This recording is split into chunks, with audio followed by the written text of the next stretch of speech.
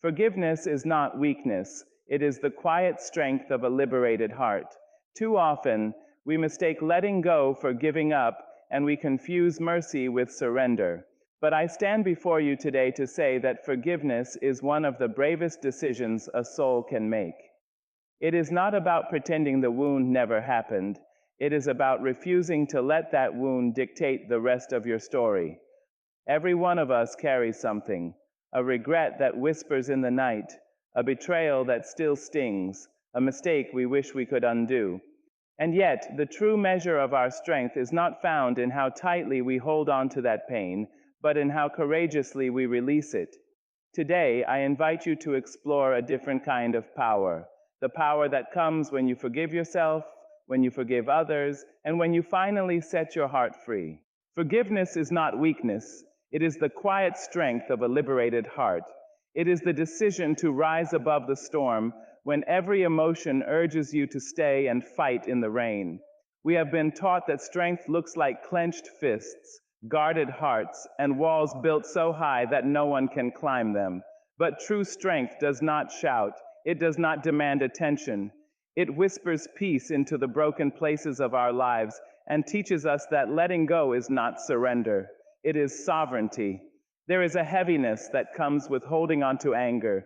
It settles into the spirit, dims the light in our eyes, and steals the softness from our voices. We replay the moment we were hurt as if repetition might somehow change the ending. Yet every replay only tightens the chains around our own hearts. Forgiveness then becomes an act of release, not because the wound did not matter, but because we matter more. Not because the pain was small, but because our peace is greater. To forgive is to say, I will not allow this to define me. It is to look at what happened and choose growth instead of bitterness. It is to understand that people are flawed, that we ourselves are flawed, and that sometimes we all act from places of fear, insecurity, or misunderstanding. Forgiveness does not excuse harm, but it refuses to let harm have the final word. It draws a line between what was done and who we choose to become. And perhaps the most difficult forgiveness of all is the forgiveness we owe ourselves. We remember the chances we did not take, the words we spoke in anger, the moments we failed to show up as our best selves. We carry those memories like quiet accusations. But we were learning, we were growing, we were doing the best we could with the understanding we had at the time. To forgive ourselves is to acknowledge that we are works in progress, not finished products. It is to offer ourselves the same compassion we so easily extend to others. When we forgive, something shifts within us. Our shoulders relax, our breathing deepens, the past loosens its grip, and the future begins to feel possible again. We reclaim energy that was once wasted on resentment and redirect it toward purpose. We choose to build rather than to break, to heal rather than to harden. Forgiveness is not a single moment. It is sometimes a daily decision. Some days it feels natural, almost effortless. Other days it requires courage we did not know we possessed. But each time we choose it, we strengthen the muscle of grace within us. We remind ourselves that we are not prisoners of yesterday. In forgiving, we do not become smaller, we become freer. We do not lose power, we rediscover it. And in that freedom, in that rediscovered power, we find the truest version of ourselves. Not defined by wounds, but refined by them. When I forgive myself, I release the chains of regret and embrace growth. Regret has a way of lingering like a shadow at dusk, stretching long across the landscape of our memory. It whispers of what should have been done differently, of words that cannot be retrieved, of chances that slipped quietly through our fingers. For a long time, I believed that holding on to regret was a form of responsibility, as if punishing myself would somehow rewrite the past. But I have learned that guilt does not correct yesterday. It only robs today of its strength. To forgive myself is to acknowledge that I am human, wonderfully imperfect and constantly evolving. I have made decisions with limited understanding.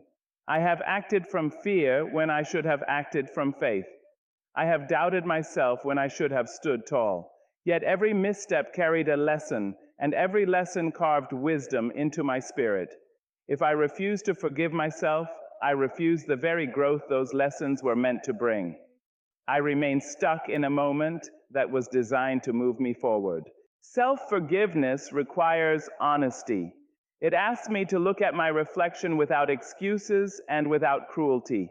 It demands that I admit where I fell short, but it also insists that I see my potential beyond that failure.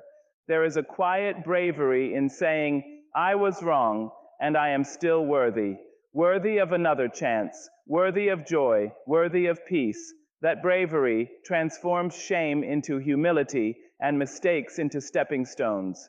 When I release regret, I make space for transformation. The energy once spent replaying old scenes can now be invested in new beginnings. I begin to treat myself with the compassion I so readily offer to others. I speak to myself with gentleness instead of judgment. I understand that growth is not a straight path but a winding road, and every curve has shaped my resilience. Forgiving myself does not mean forgetting what happened. It means remembering it differently. It means seeing the pain as a teacher rather than a life sentence. It means understanding that the person I was then is not the person I am now. I have learned, I have expanded, I have risen, and because I have grown, I no longer need to carry the weight of who I used to be. There is freedom in that realization, a lightness that settles into the heart when self-condemnation loosens its grip. I stand taller, not because I have been flawless, but because I have been forgiven by myself. I move forward with clearer vision, guided by wisdom instead of haunted by regret. When I forgive myself, I reclaim my power. I refuse to let past mistakes dictate my future possibilities. I choose growth over guilt, courage over criticism, and hope over hesitation. And in that choice, I do more than release chains, I open doors. Forgiving others does not excuse their actions, it frees my spirit from their weight. There is a difference between acceptance and approval, and understanding that difference changes everything. I do not forgive because what happened was right. I forgive because I deserve peace. I refuse to allow someone else's choices to take permanent residence in my heart. I refuse to let bitterness become the language of my soul. When someone wounds us, the pain can feel personal and profound. It can shake our trust, challenge our confidence, and leave us questioning our worth. In those moments, anger often feels justified. It feels powerful. It feels like protection. But anger, when carried too long, begins to consume the one who holds it. It builds walls so thick that even love struggles to pass through. It keeps the wound fresh, replaying the injury again and again as if memory itself were a courtroom demanding justice. Forgiveness does not deny justice. It simply acknowledges that my healing cannot wait for someone else's apology. I may never hear the words, "I am sorry." I may never see the remorse I hoped for, but I cannot place my freedom in the hands of another person's awareness. If I do, I remain bound to their actions, tied to their silence, dependent on their growth. Forgiveness is how I untie that knot. To forgive is to say that what happened hurt me, but it will not harden me. It is to declare that my heart will not become smaller because someone else failed to love me properly. I choose to remain open. I choose to remain compassionate. Not because I am naive, but because I am strong enough to protect my peace without closing my spirit. Sometimes forgiveness is quiet. It happens within, without announcement or applause. It may not restore the relationship. It may not rebuild what was broken. Some bridges, once burned, are not meant to be crossed again. Forgiveness does not require reconciliation. It requires release. It allows me to set boundaries while still letting go of resentment. It gives me permission to walk away without carrying hatred in my hands. There is dignity in that release, a calm strength that rises when I decide that I will not mirror the harm done to me. I will not repay cruelty with cruelty. I will not allow someone else's darkness to dictate my light. By forgiving, I interrupt the cycle. I choose growth over retaliation, wisdom over revenge. And in that choice, something beautiful happens. My spirit feels lighter, my thoughts become clearer. The story of what happened no longer defines me as a victim, but as someone who survived and rose above. Forgiveness becomes a quiet revolution within my heart. It reminds me that I am not controlled by what hurt me. I am defined by how I heal. Healing begins the moment I choose peace over pride. Pride can be a powerful companion. It stands tall within us, convincing us that we must protect our image, defend our position, and never bow our heads. It tells us that if we let go first, we lose. If we soften, we surrender. If we forgive, we appear weak. But pride, when left unchecked, can quietly block the doorway to healing. It builds a throne for the ego while the heart continues to ache in silence. There are moments when we know exactly what would bring us peace, yet we hesitate. We rehearse arguments in our minds. We cling to being right. We wait for the other person to make the first move. Pride feeds on that waiting. It whispers that our dignity depends on holding our ground. Yet true dignity is not found in stubbornness. It is found in wisdom, and wisdom understands that inner peace is more valuable than winning any silent war. Choosing peace does not mean diminishing ourselves. It means valuing our well-being more than our ego. It means recognizing that the tension we carry, the cold distance we maintain, and the words we refuse to say are costing us more than we realize. Sleepless nights, restless thoughts, heavy hearts. These are the quiet prices of pride. When we choose peace, we choose to stop paying that price. There is courage in being the one who reaches out, courage in saying, "Let us end this." Courage in admitting, "This conflict is hurting me more than it is protecting me." Peace requires humility, and humility is not humiliation. It is strength under control. It is the ability to step back and see the bigger picture, to realize that relationships matter more than arguments, that growth matters more than appearances, and that love matters more than being right. When I choose peace over pride, something shifts inside me. The tightness in my chest loosens. The defensive walls begin to crumble. I start to see the situation not just from my own perspective, but from a wider lens. I recognize that misunderstandings happen, that emotions can cloud judgment, and that sometimes both sides are carrying unspoken pain. Peace opens the door to empathy. It invites understanding into spaces once filled with tension. Healing does not arrive with loud announcements. It enters quietly, settling into the heart the moment pride steps aside. It restores what anger strained. It rebuilds what stubbornness weakened. And most importantly, it reconnects us to ourselves. Because when we cling to pride, we often betray our own longing for harmony. To choose peace is to choose freedom from unnecessary battles. It is to prioritize serenity over superiority. And in that choice, healing begins. Not because the past disappears, but because the heart is finally allowed to breathe again. Self-forgiveness is the courage to say, "I am still worthy." Those three words can feel heavy when carried through seasons of failure, disappointment, and regret. Worthy does not always feel like a truth. Sometimes it feels like a distant hope. After mistakes, after broken promises to ourselves, after moments when we fell beneath our own expectations, unworthiness can settle into the heart like an unwelcome guest. It questions our value. It challenges our identity. It tries to convince us that what we did is who we are. But mistakes are events, not identities. They are chapters, not the entire story. To say I am still worthy is to separate the action from the soul. It is to understand that while behavior can be corrected, our intrinsic value remains untouched. We may stumble, but we are not the stumble. We may fail, but we are not the failure.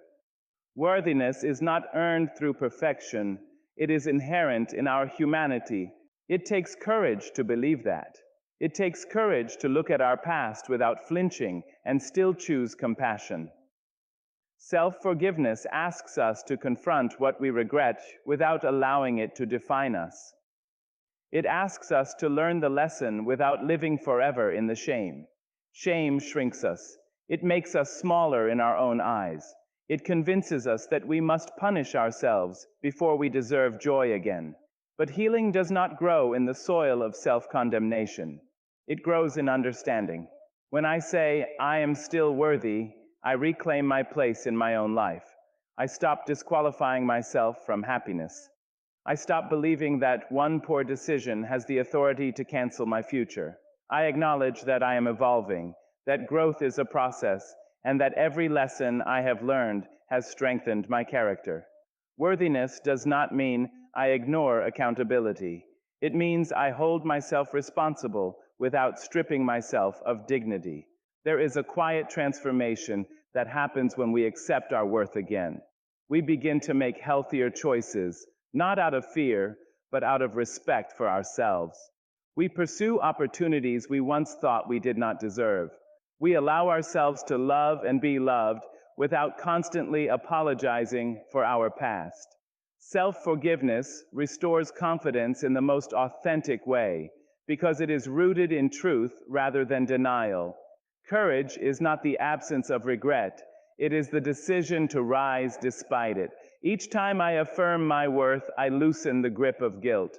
I remind myself that growth is proof of life, and imperfection is proof of humanity. I am allowed to begin again. I am allowed to improve.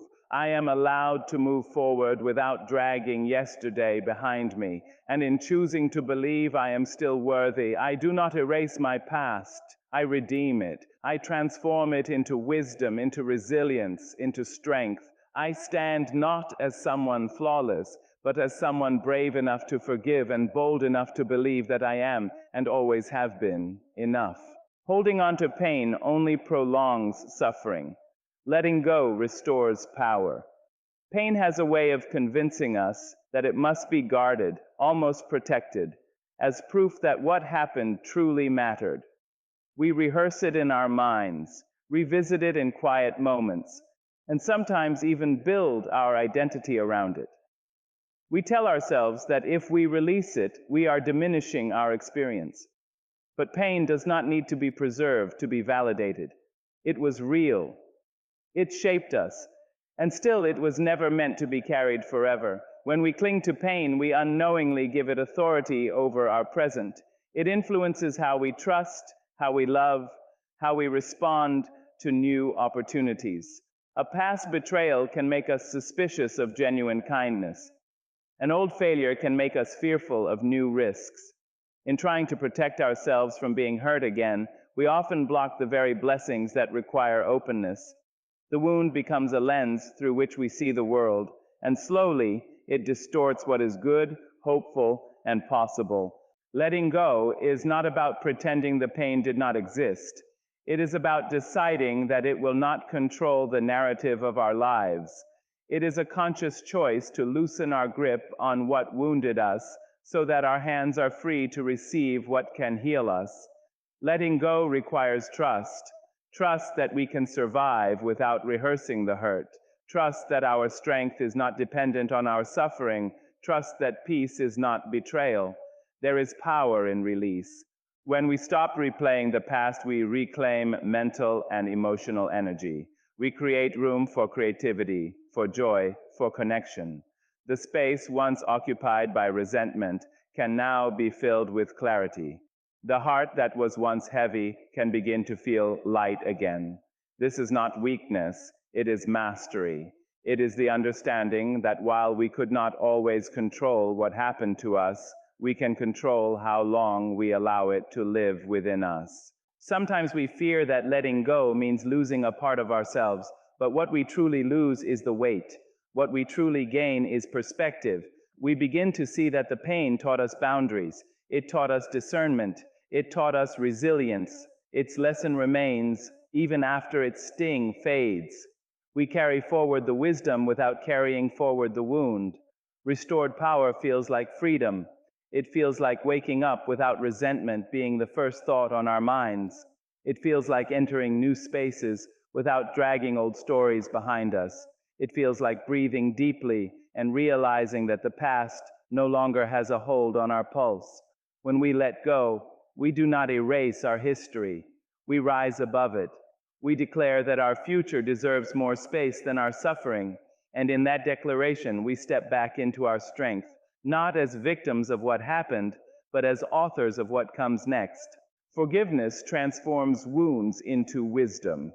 There is a quiet alchemy in the human spirit that allows pain to become a teacher instead of a tyrant.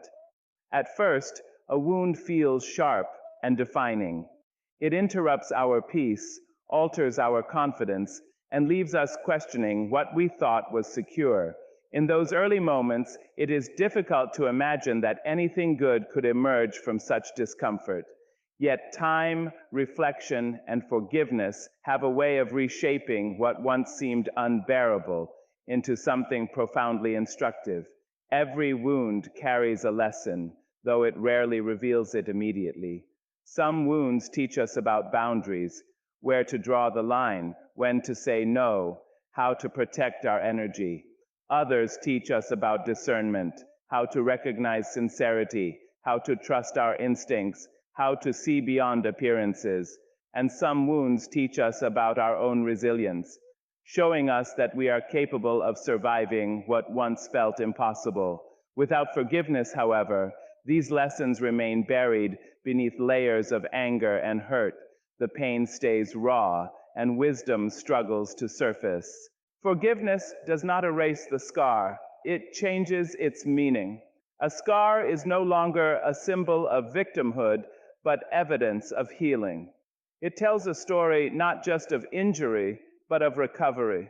When we forgive, we allow ourselves to step back and examine the experience with clarity rather than emotion alone.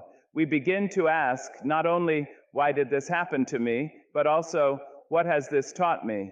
That shift in perspective is powerful. It moves us from being trapped in the event to growing beyond it. Wisdom is often born from reflection. When we forgive, we create the emotional space necessary for that reflection. We are no longer consumed by the desire to relive the hurt or assign blame. Instead, we seek understanding. We recognize patterns. We see how certain choices led us to certain outcomes. We learn how to respond differently in the future. Forgiveness becomes the bridge between pain and progress. There is also a deeper wisdom that emerges, compassion. When we have known hurt and we choose forgiveness, we develop a softer understanding of human imperfection. We realize that everyone is navigating their own struggles, making mistakes, learning as they go. This does not justify harmful behavior, but it broadens our perspective. It reminds us that growth is a universal journey. The wound that once felt like an ending becomes a turning point. It refines us. It strengthens our character. It deepens our empathy. And most importantly, it reminds us of our capacity to rise. Forgiveness is the tool that allows this transformation. Without it, pain remains pain. With it, pain evolves into insight. When we look back and see not just what hurt us, but what it taught us, we understand the quiet power of forgiveness. It does not simply close a chapter, it enriches the entire story. And in that enrichment, we find wisdom, steady, grounding, and earned through grace. I refuse to let yesterday define the beauty of my tomorrow. Yesterday has its memories, its triumphs, and its regrets, but it does not have permission to dictate my destiny. Too often, we allow past mistakes to become permanent labels. We replay old failures until they feel like prophecies, convincing ourselves that what went wrong once will surely go wrong again.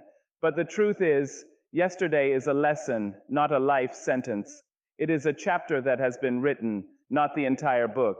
There were moments in my past when I doubted myself, when I chose fear over faith, when I allowed insecurity to silence my voice. Those moments were real. They shaped me, but they do not own me. I am not confined to the limits of who I was. Growth means I am constantly becoming. Each sunrise offers a quiet reminder that life itself believes in renewal. The world does not wake up and apologize for yesterday's storms. It simply begins again.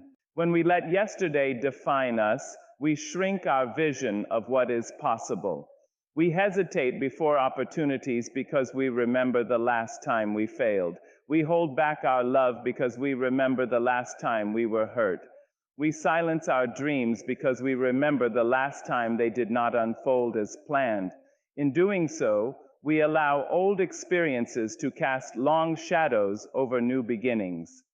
But tomorrow deserves a clear sky. It deserves hope unclouded by regret.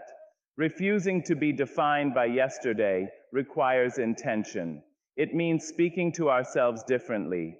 It means replacing "I always mess things up" with "I am learning and improving."